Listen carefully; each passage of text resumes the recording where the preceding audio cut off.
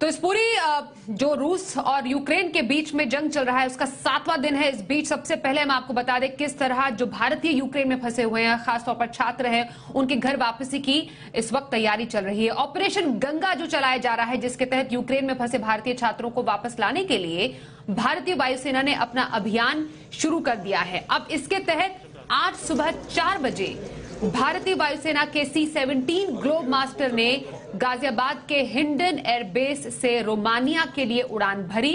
यह विमान रोमानिया से स्टूडेंट्स को एयरलिफ्ट करेगा। ये एक आज की बड़ी अपडेट है इस पूरे घटनाक्रम में।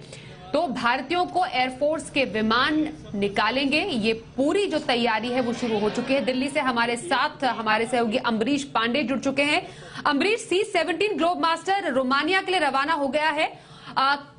एक बार में 500 छात्र को ये घर वापस ला सकता है। फिलहाल आपसे पूरा ये गतिविधि समझना चाहेंगे, किस तरीके से एक एक करके वहां पर तमाम जो छात्र है, खासतौर पर भारतीय, उनको वापस लाने की तैयारी की जा रही है। जी बिल्कुल स्वाति, युद्ध का 7वां दिन है, लगातार वहां पे हालात खराब हो रहे हैं और सरकार का जो ऑपरेशन गंगा है उसके तहत सरकार ने जो तैयारियां की हैं उसमें ये साफ कहा है कि अगले 3 दिनों में 26 फ्लाइट्स जो हैं उड़ान भरेंगी, जो कि छात्रों को यूक्रेन के पड़ोसी देशों से दिल्ली और मुंबई में लेकर आएंगी।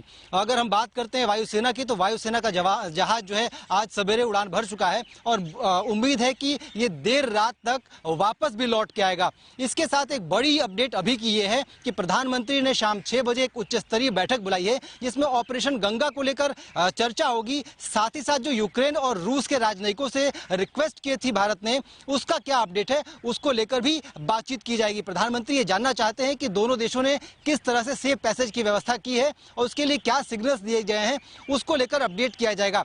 जो हमारी जानकारी है उसके अनुसार रूस ने यह स्पष्ट किया है भारत को, रूस के एनवॉय ने भारतीय एनवॉय को बताया है कि हम जो है भारतीय छात्रों को जो सेफ पैसेज है वो देने को तैयार हैं। आप छात्रों से कहिए कि वो ज्यादा ही किसी एक डिसिप्लिन के साथ एक विशेष रास्ते पे जो उनको बताया जा रहा है उसको फॉलो करते हुए बॉर्डरिंग स्टेट्स पर चले जाएं।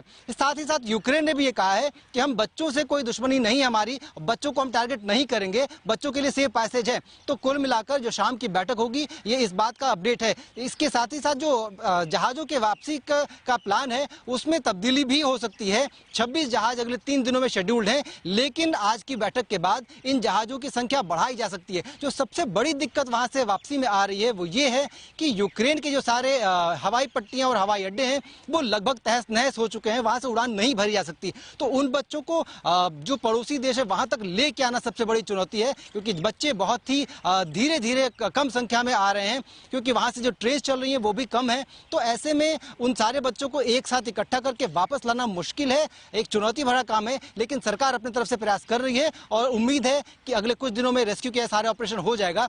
अभी की आज की जो अपडेट है उसके हिसाब से आज 7 फ्लाइट्स टोटल आनी है, जिसमें से कि 1356 जो स्टूडेंट्स और नागरिक हैं उनको वापस लाया जाएगा। जी।